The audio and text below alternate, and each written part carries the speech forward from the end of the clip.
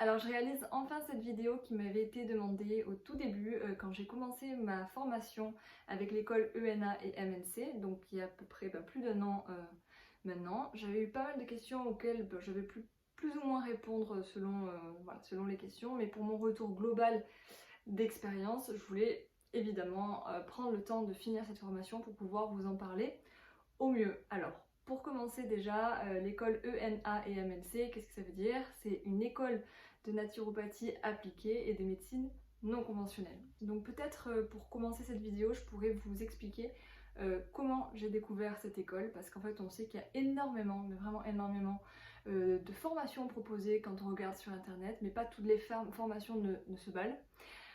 Donc c'est vrai que quand j'ai commencé mes recherches comme ça, de but en blanc sur internet, je me disais mais wow, comment faire le tri. J'ai très vite compris qu'en fait ce qui était super important, c'est que l'école soit reconnue par l'Omnes ou la FENA, qui sont deux organismes certifiants en naturopathie. Donc voilà, faites attention parce que pas toutes les formations de naturopathes sont vraiment certifiantes et on va vous dire que oui très souvent au téléphone, mais il faut vraiment demander en fait si ces organismes certifient les formations en question. Et c'est à ce moment-là qu'on m'a parlé de l'école ENA et MNC qui organisait justement un séminaire sur l'immunité, un séminaire 100% en ligne, où il faisait intervenir à peu près, je dirais une dizaine, voire plus d'intervenants sur une dizaine de jours. Et en fait, je me suis inscrite à ce séminaire, donc chaque jour, il y avait 2-3 vidéos qui étaient proposées en direct sur YouTube avec le directeur de l'école qui s'appelle Kevin Lomberger. Et personnellement, j'ai adoré la qualité des intervenants. Les intervenants qui avaient été invités, pour moi, enfin, ça faisait sens, c'était des personnes que je connaissais plus ou moins, pas toutes. J'ai d'ailleurs eu certains coups de cœur qui ont mené par la suite à des consultations aussi pour des soucis personnels. Et ces personnes-là m'ont beaucoup aidé. Donc vraiment, ça a été que du bon en fait de participer en tant que spectatrice à ce séminaire. Donc à la suite de ce séminaire, forcément j'avais beaucoup de questions sur l'école, je m'étais un petit peu renseignée sur leur site, je commençais à plus ou moins me projeter, mais il me manquait quand même pas mal de réponses à plusieurs de mes questions.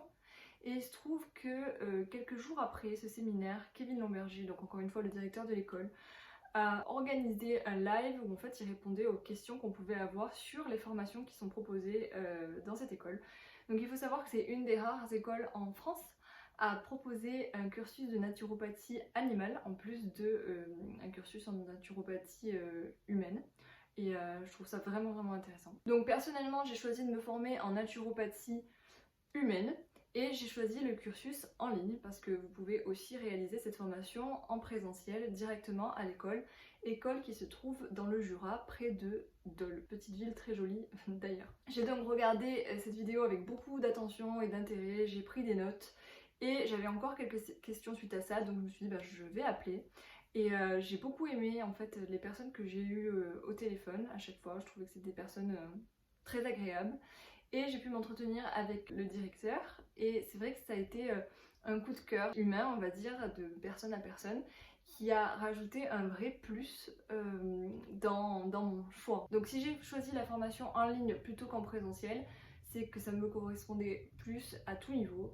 Tout d'abord parce que je voulais pouvoir conserver pendant cette année-là de formation mes deux métiers qui sont d'abord principalement le mannequinat et en deuxième la création de contenu sur les réseaux sociaux. Et aussi, bon ça c'est plus une question de caractère, de personnalité, étant un petit peu sauvage, je sais que j'aurais pas pu forcément tenir une année voilà, en classe avec le partage de la vie scolaire etc.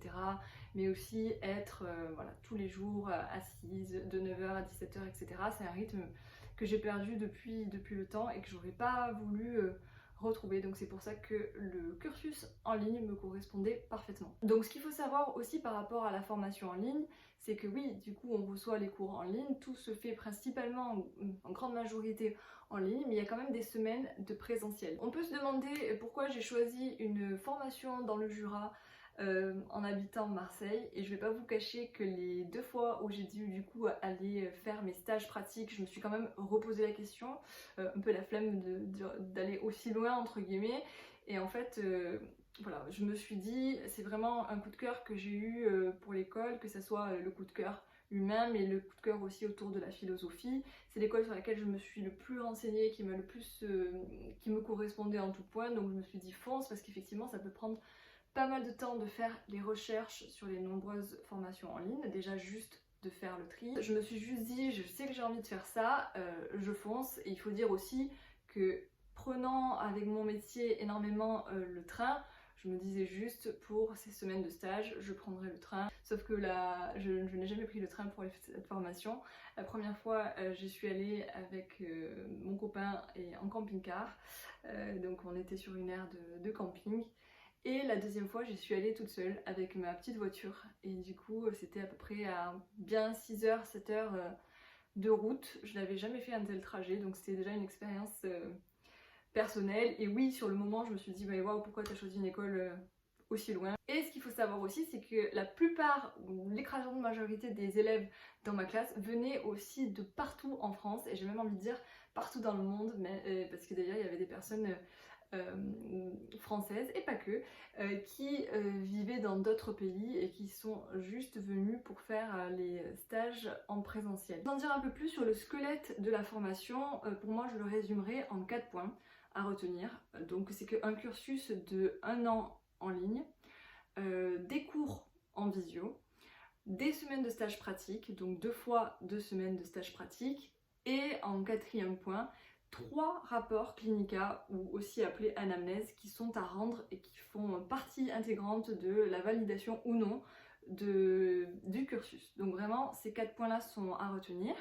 Maintenant, pour vous les détailler un petit peu, donc comme je disais, cursus d'1 an en ligne, avec des cours que vous avez sur votre plateforme personnelle, donc avec un identifiant et un mot de passe. Vous pouvez enregistrer les cours en PDF et les classer sur votre ordinateur, c'est ce que j'ai fait.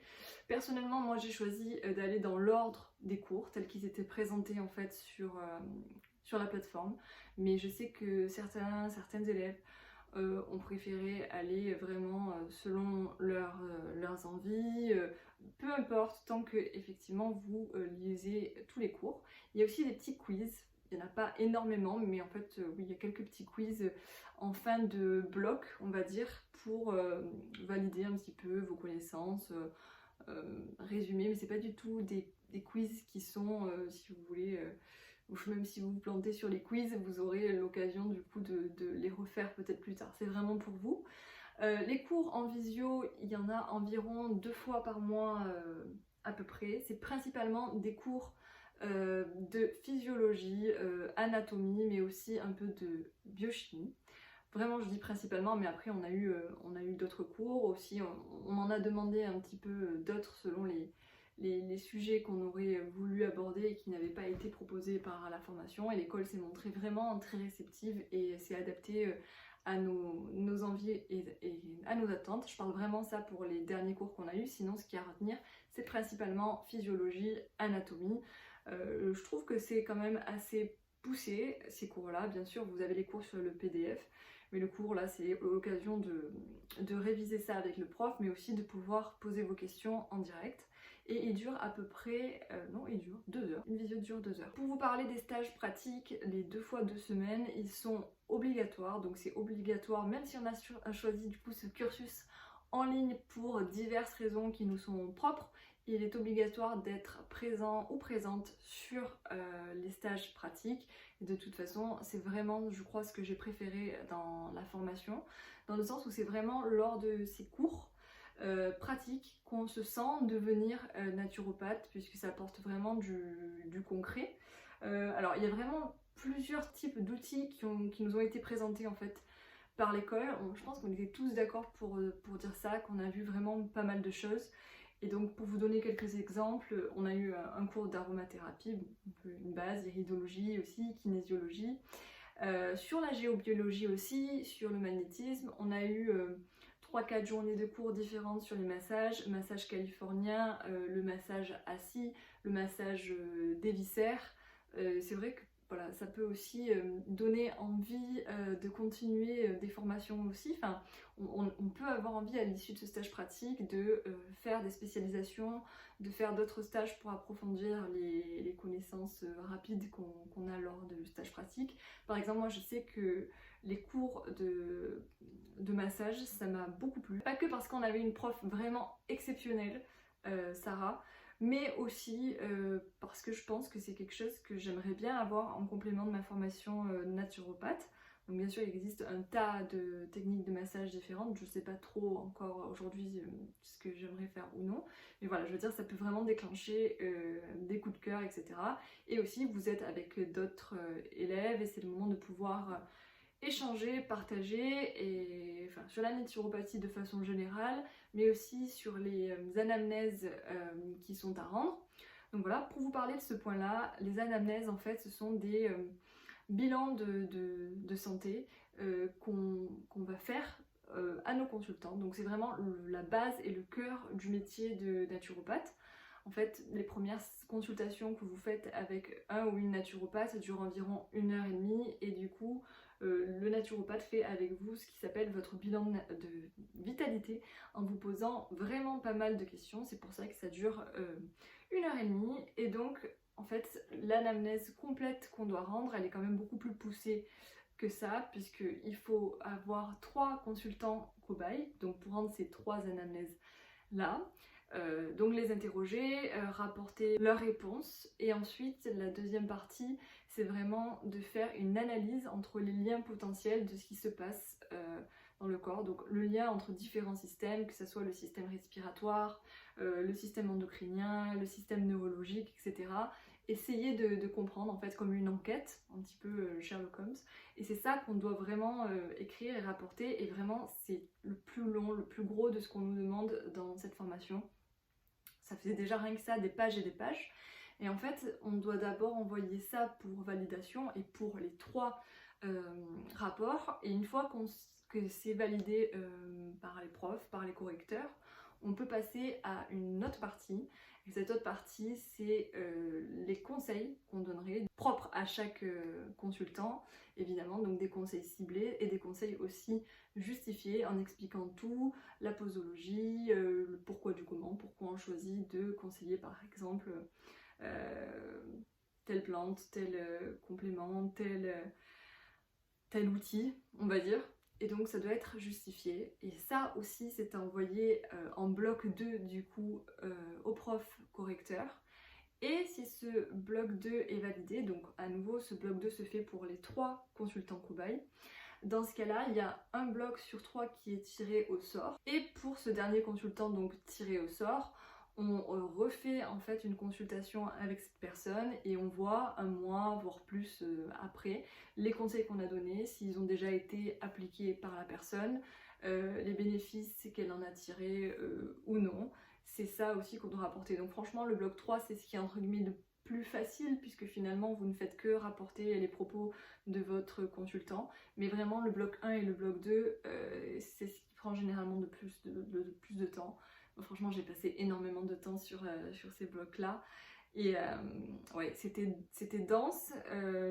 Il y a même un moment où je me suis dit non mais j'arriverai pas à m'en sortir parce que ça prenait beaucoup de temps et c'était quand même assez, je trouvais, poussé ce qu'on nous demandait, mais effectivement c'était entre guillemets un mal pour un bien parce que ça nous a vraiment mis dedans et je me sens aujourd'hui de refaire ce type de démarche complète pour les prochains consultants et c'est super important puisque c'est encore une fois le cœur du métier. Donc le premier stage pratique que j'ai eu c'était à Longwy-sur-Doubs, si je prononce bien. Et ce premier lieu de stage, je l'ai pas trouvé top, pas trouvé à la hauteur de l'école, de son standing, de son image, etc.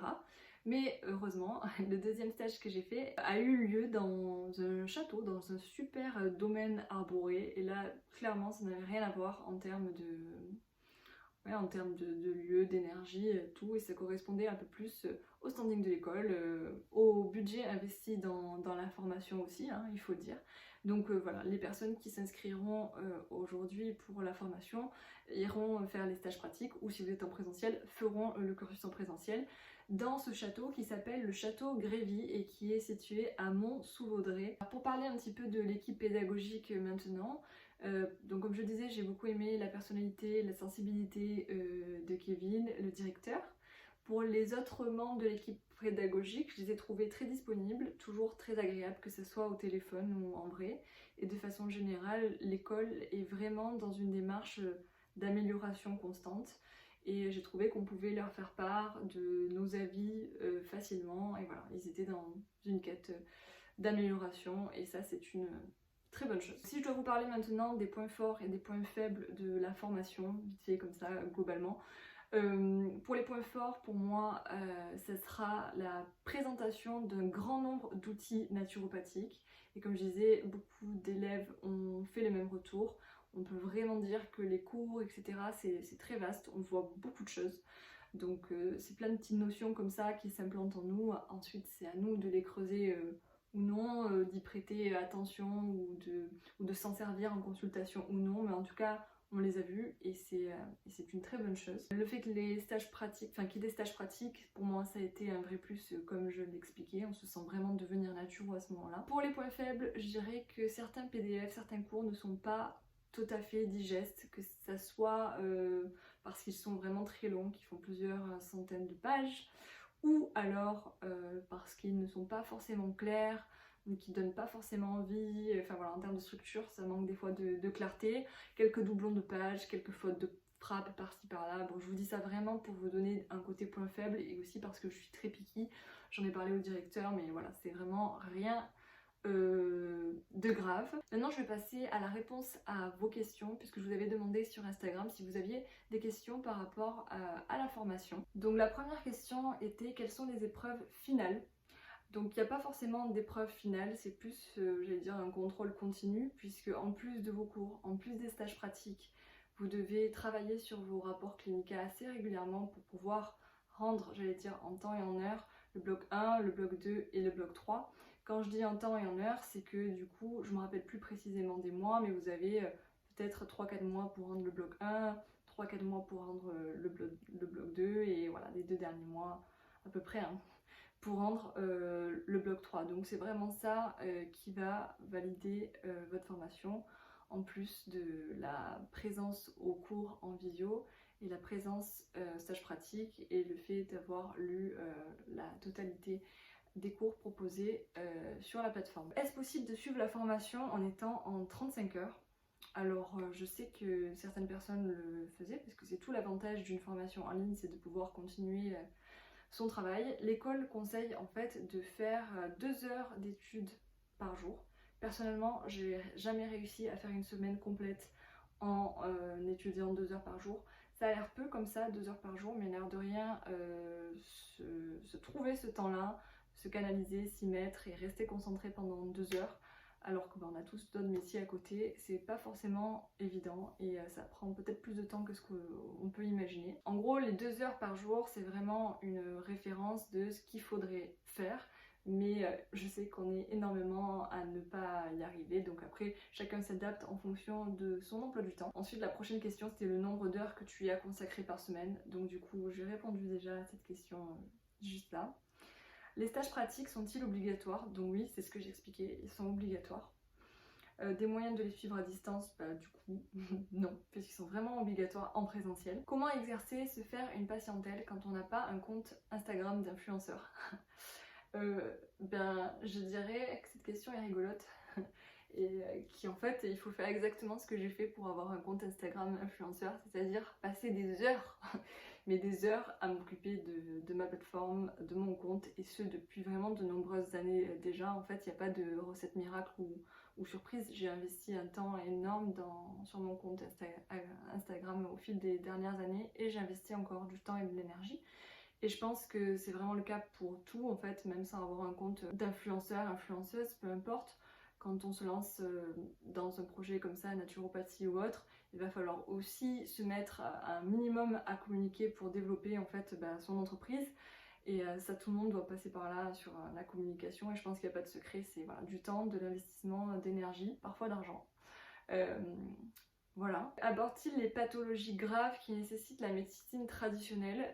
Oui, il y a beaucoup de pathologies qui sont citées, on va dire les principales, même s'il y a tellement de pathologies différentes qu'on ne peut pas toutes les voir, mais il y a des fiches patho, donc des fiches pathologies, où on explique quand il y a obligation de faire intervenir un médecin, parce que la naturopathie, ce n'est pas être médecin et ce n'est pas pouvoir tout gérer, et encore moins les cas les plus urgents malheureusement. C'est une médecine qui est préventive avant tout.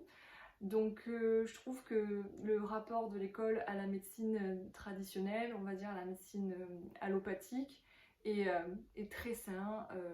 On travaille avec les médecins et non en remplacement des médecins.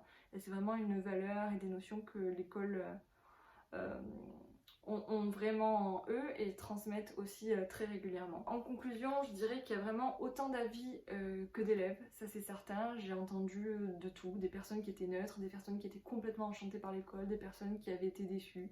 Il y a vraiment de tout. C'est aussi très difficile de juger une école sans en avoir fait d'autres, parce que je compte pas accumuler plusieurs diplômes de naturopathe et faire plusieurs écoles. Maintenant j'ai mon diplôme, c'est bon. Il y aura toujours forcément mieux, il y aura toujours forcément pire. C'est donc compliqué en fait de donner un jugement en fait quand on a juste testé une seule école. Ça, ce sera le cas pour tous les naturopathes. On peut que parler de notre expérience, donc à chacun de se faire son propre avis, que ce soit en lisant des avis Google, en interrogeant des personnes qui ont fait la formation. Après c'est comme tout, hein, on est tellement tous différents qu'il n'y a pas une seule chose qui convient à tout le monde.